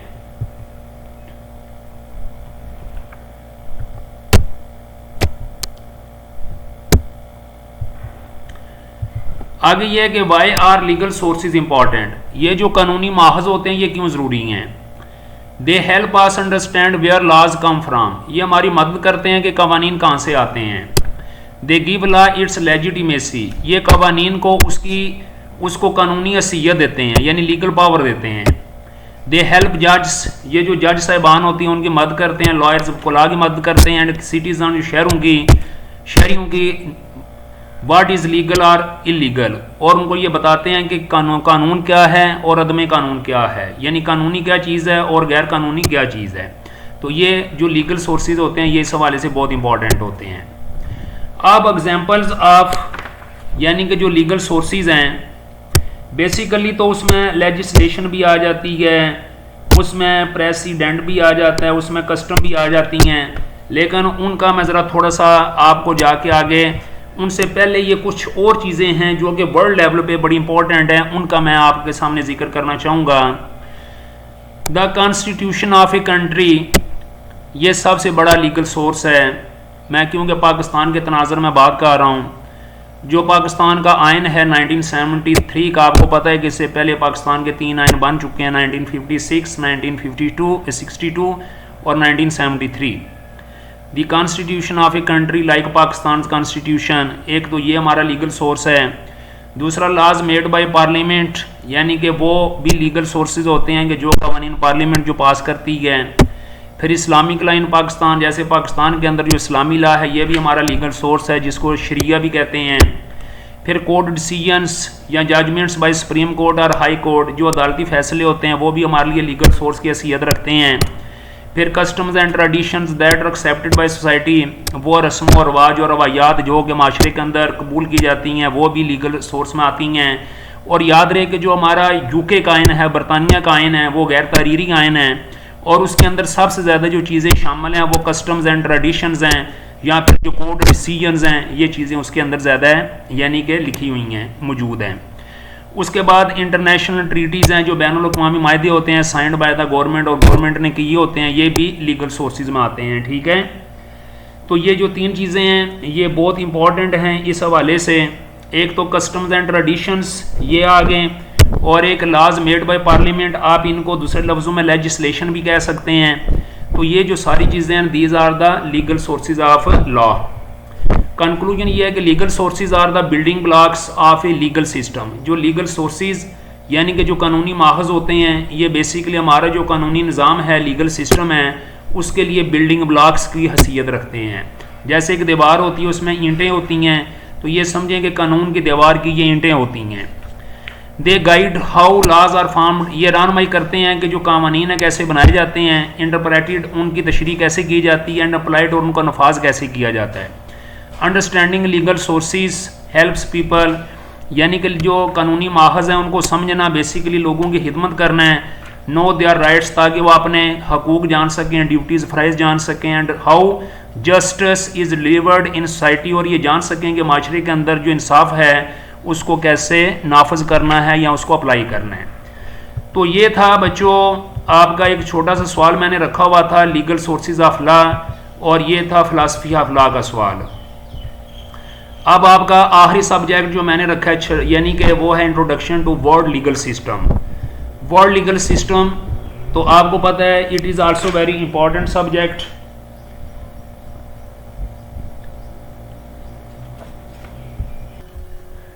अच्छा, तो अभी मैं आपको ये बताना चाहूँगा कि वर्ल्ड लीगल सिस्टम, इसका बड़ा एक इम्पॉर्टेंट सवाल है, और ये इतना इम्पॉर्टेंट है कि मैंने सबसे पहले आपको ये इसका यानी कि ये जो पेपर में भी ये सवाल अक्सर आता है कि कॉन्स्टिट्यूशन क्या होता है और रोल ऑफ कॉन्स्टिट्यूशन क्या है। तो ये सवाल मैंने आपके लिए सबसे पहले यानी कि सिलेक्ट किया है ताकि आप इसको अच्छे तरीके से याद कर सकें। कॉन्स्टिट्यूशन बेसिकली किसको कहते हैं? कॉन्स्टिट्यूशन आइन को कहते हैं, ठीक है। ब्लेंड ऑफ लॉज, या आप ये कह सकते हैं कम्बिनेशन ऑफ डिफरेंट लॉज, या combination of the legal system, combination of the customs, combination of the traditions, combination of the set goals of the government applied by the government, proved by the government, enforced by the government। तो अब इसकी मैं ज़रा थोड़ी सी तशरीह करना चाहूँगा। The constitution plays several important roles in a country's legal and political system. कोई भी जो मुल्क होता है उसके दो निज़ाम बड़े इंपॉर्टेंट होते हैं, एक कानूनी निज़ाम बड़ा इंपॉर्टेंट होता है और एक सियासी निज़ाम बड़ा इंपॉर्टेंट होता है। तो जो कॉन्स्टिट्यूशन है ये हमारा जो लीगल सिस्टम है, पॉलिटिकल जो सिस्टम है, उसमें इसका किरदार बहुत आम है। कोई भी सियासतदान इसके बगैर सियासत नहीं कर सकता और कोई भी कानूनदान इसके बगैर कानूनदानी नहीं कर सकता। तो अब इसके मैंने कुछ पॉइंट्स वगैरह लिखे हैं रोल ऑफ ए कॉन्स्टिट्यूशन के, ताकि आप पॉइंट्स इनके याद करें। सबसे पहले ये है कि constitution establishes the government structure, ये जो कॉन्स्टिट्यूशन होता है ये गवर्नमेंट का ढांचा बनाता है। किसी मुल्क का जो कॉन्स्टिट्यूशन होता है वो ये बताता है कि आपने गवर्नमेंट कैसे रखनी है, गवर्नमेंट कैसे आपने बनानी है, आपकी जो गवर्नमेंट है वो कैसे होनी चाहिए। It defines the 3 branch of government. Government की जो 3 ब्रांच हैं पाकिस्तान के तनाज़ुर में, उनके बारे में ये तशरीह करता है। फ़र्ज़ करें जो लेजिस्लेटिव है जिसको मकनना कहते हैं या मजलिस यानी कि कानून साज कहते हैं, ये क्या करती है, ये मेकसला कवानीन बनाती है। एग्जेक्टिव जिसको इंतज़ामिया कहते हैं और इसको आमला भी कहते हैं, ये इम्प्लीमेंट्स लाज ये कवानीन का नफाज करती है। जुडिशरी क्या होती है, ये जिसको अदलिया कहते हैं, ये इंटरप्रेट्स लाज ये कवानीन की तशरीह करती है। एग्जाम्पल इन पाकिस्तान में the constitution outlines roles of the parliament, prime minister and courts. यानी पाकिस्तान के अंदर की मिसाल लेजिस्लेटिव जो है उसकी मिसाल आप क्या दे सकते हैं, पार्लियामेंट दे सकते हैं, एग्जेक्टिव प्राइम मिनिस्टर उसके सारे दायरे कह सकते हैं, एंड कोर्ट्स और आप यानी जुडिशरी की ये मिसाल दे सकते हैं। अब दूसरा ये है कि पावर डिस्ट्रीब्यूशन, यानी कि जो कॉन्स्टिट्यूशन होता है इसके अंदर जो मुख्तलिफ किस्म की पावर्स होती हैं उनको अपना अपना दायरे इख्तियार में रखने के लिए कुछ किस्म के उनको इख्तियार दिए जाते हैं। It divides power between federal and provincial governments, यानी कि आपको फेडरल सिस्टम है, जैसे पाकिस्तान के अंदर फेडरल सिस्टम भी है, तो जब फेडरल सिस्टम होता है तो उसमें जो प्रोविंस होते हैं उनको आज़ाद यानी कि इख्तियार दे दिए जाते हैं, उनके पास ऑटोनमस पावर होती है। जो ज़िले होते हैं, जो सूबे होते हैं वो आज़ाद होते हैं। तो कहता है कि इट डिवाइड्स पावर, यानी कि जो आप कह सकते हैं कॉन्स्टिट्यूशन है ये फेडरल जो गवर्नमेंट है और जो प्रोविंशियल जो गवर्नमेंट है उनके जो दरमियान इख्तियारात होते हैं उनको तकसीम करता है। Prevents miss use of power by giving each branch limited and defines powers. हाँ, अगर कोई भी मिस यूज़ करे तो ये जो आइन है उन दोनों को रोक लेता है। तो ये 2 चीज़ें होंगी। तीसरा आइन क्या करता है, प्रोटेक्ट्स फंडामेंटल राइट्स, जो इंसान के बुनियादी हकूक़ हैं उनको ये उनका तहफ़्फ़ुज़ करता है। It guarantees basic rights like, ये जो बुनियादी असूल होते हैं, हकूक़ होते हैं, उनको गारंटी अता करता है। मसलन राइट टू लाइफ, ज़िंदगी का हक या हक़ ज़िंदगी, फ्रीडम ऑफ स्पीच हक़ तकरीर और राइट या बातचीत, राइट टू रिलीजन मजहबी यानी कि आज़ादी मज़हब, इक्वलिटी बिफोर द लॉ कानून की नज़र में सब बराबर। तो ये जो कॉन्स्टिट्यूशन है, जो आइन है, ये सब लोगों को आज़ाद हसीयत देता है। ये कहता है कि सब लोगों को ज़िंदा रहने का भी हक़ है, बात करने का भी हक़ है, मज़हब का भी हक़ है और सारे लोग कानून की नज़र में बराबर हैं। कोई अमीर गरीब से बरतर नहीं है, कोई गोरा काले से बेहतर नहीं है और कोई भी अमीर और कोई भी जो इख्तियारात वाला है वो बगैर जो इख्तियारात वाला है उससे बेहतर नहीं है, सब बराबर हैं कानून की नज़र में। जब कानून कोई भी फैसला करेगा तो वो सबको नज़र में रख के करेगा। अगरचे अमली तौर पे ऐसा नहीं हो रहा, लेकिन कानून में कॉन्स्टिट्यूशन में यही लिखा हुआ है। These rights protect citizens from unfair treatment by the government और अदर्स। ये जो हकूक़ हैं ये एक शहरी की हिफाजत करते हैं ताकि उसके साथ जो गैर मुनसिफाना या अनफेयर जो सलूक है ये ना किया जाए, ना उसके साथ गवर्नमेंट करे और ना ही दूसरे लोग करें। उसके बाद नंबर 4 है कि constitution maintains rule of law. जो कॉन्स्टिट्यूशन होता है ये कानून की बालादस्ती को कायम रखता है। It ensures that everyone is equal before the law. ये यकीन दहानी कराता है। कौन यकीन दहानी कराता है? आइन, कॉन्स्टिट्यूशन के कानून की नज़र में सब बराबर हैं, इंक्लूडिंग द गवर्नमेंट। गवर्नमेंट में भी सब लोग बराबर हैं। No one is above the constitution. आइन से बालातर कोई भी नहीं है, सारे आइन के नीचे हैं और आइन सब के लिए बराबर है, आइन की तालीमात सब के लिए बराबर हैं। No one is above the constitution, ये बड़ा मशहूर फिक्र है। उसके बाद कॉन्स्टिट्यूशन गाइड्स लॉ मेकिंग, यानी कि जो कॉन्स्टिट्यूशन है ये कवानीन बनाने में भी रहनुमाई करता है। ऑल न्यू लॉज, तमाम नए जो कवानीन हैं, मस्ट फॉलो द कॉन्स्टिट्यूशन। ये लाजमी तौर पर इनके ज़रूरी है कि वो आइन जो है उसकी पैरवी करें। If any law goes against the constitution, अगर कोई भी कानून आइन के ख़िलाफ़ जाता है, courts can declare it invalid. जो कोर्ट्स होती हैं, अदालतें होती हैं, उस फैसले को गलत करार दे सकती हैं, इनवैलिड करार दे सकती हैं। अगरचे बहुत सारे मुल्कों में ऐसा नहीं हो रहा। बहरहाल ये 5वां पॉइंट था। और बच्चों 6ठा पॉइंट है, that's very important. Constitution ensures stability and order. ये मुल्क के अंदर एक इस्तेहकाम और नज़्म व ज़ब्त को कायम रखता है। It provides a fixed legal framework for running the country. किसी मुल्क को चलाने के लिए ये एक यानी कि मजबूत किस्म का कानूनी फ्रेमवर्क होता है, ढांचा होता है। हेल्प्स, और ये मदद करता है प्रीवेंट केयास, अफरा तफरी को रोके, डिक्टेटरशिप, आमरीत को रोके, और मिस यूज़ ऑफ पावर या इख्तियारात के गलत इस्तेमाल को रोके। तो कौन रोकता है ये कॉन्स्टिट्यूशन। अब कॉन्स्टिट्यूशन का जो 7वां पॉइंट है, reflects national identity and values. जो कॉन्स्टिट्यूशन है ये कौमी जो शनाख्त होती है और जो इकदार होती हैं उसकी उकासी करता है। The constitution reflects the culture. जो कॉन्स्टिट्यूशन है वो किसी भी इलाके का जो सकाफत है, रिलीजन जो मज़हब है, बिलीफ्स जो अकायद हैं, एंड गोल्स और जो मकासद हैं ऑफ द कंट्री मुल्क के, उनको क्या करता है, उनको बयान करता है, उनकी उकासी करता है। इन पाकिस्तान में इट इंक्लूड्स इस्लामी प्रिंसिपल। पाकिस्तान में जैसे इस्लामी उसूल शामिल हैं, एंड एम्स और मकासद शामिल हैं, to create an Islamic welfare fair state, जो कि इस मुल्क को इस्लामी फलाई रियासत बनाते हैं। वो सारे के सारे जो उसूल हैं वो बेसिकली यानी इस्लामिक प्रिंसिपल हैं, जिनका जिक्र जो है सारे का सारा कॉन्स्टिट्यूशन में कर दिया गया है। बच्चों कंक्लूजन ये है, द कॉन्स्टिट्यूशन आइन is the foundation of a country's legal and political system. किसी भी जो मुल्क होता है उसकी जो अदालती या उसकी जो कानूनी और जो सियासी निज़ाम होता है उसकी बुनियाद होता है। इट टेल्स द, आप समझ लें कि ये उसका लीगल सोर्स होता है, उसका ये माखज होता है। इट टेल्स द गवर्नमेंट, ये गवर्नमेंट को बताता है what it can and can not do, क्या करना है और क्या नहीं करना। And it protects the rights of the people, और ये लोगों के जो हकूक होते हैं उसकी हिफाजत करता है। विदाउट अ कॉन्स्टिट्यूशन, एक आइन के बगैर, a country would have no clear rules और लिमिट्स ऑन पावर। जो एक मुल्क है उसके पास ना तो वाज़ेह तौर पर कवानीन होते हैं और ना भी जो इख्तियारात होते हैं उसकी हदें होती हैं।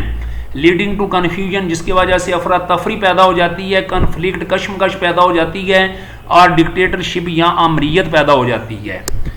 तो बच्चों ये था आपका, ये सवाल था किसका जी, ये सवाल था introduction to the world legal system. अल्हम्दुलिल्लाह अल्लाह के फजल व करम से मैंने आपको बेस्ट ऑफ लक, मैंने आपको 5 जो सब्जेक्ट हैं यानी कि मैंने पढ़ा दिए हैं। 5 सब्जेक्ट के एक एक सवाल आज मैंने मुकम्मल कर दी है, अल्हम्दुलिल्लाह।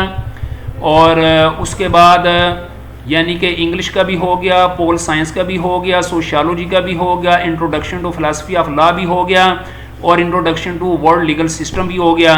तो ये जो 5 सवालात हैं 5 सब्जेक्ट के, ये अल्हम्दुलिल्लाह मुकम्मल हो गए हैं। तो मुझे उम्मीद है कि इंशाल्लाह ये आपको समझ आ चुके होंगे। आप इनको सुने, बार बार सुने, इनको नोट करें और पूरे खलूस के साथ इसकी तैयारी करें, उसी खलूस के साथ जिस खलूस के साथ मैंने आपको पढ़ाया है। Thank you very much for listening. Allah ताला आपको अपने हिफ्ज़-ओ-मान में रखे। बच्चों 5 वक्त नमाज की पाबंदी करनी है, कुरान पाक जो है उसको भी डेली उसकी तिलावत करनी है। ये चीज़ें हैं जो दोनों जहानों में आपके लिए बहुत ज़रूरी हैं, और ये चीज़ें हैं जिनके ज़रिए दुनिया और आखिरत में कामयाबी हो सकती है। Thank you very much for listening. अब मैं इजाज़त चाहूँगा। अल्लाह हाफिज़।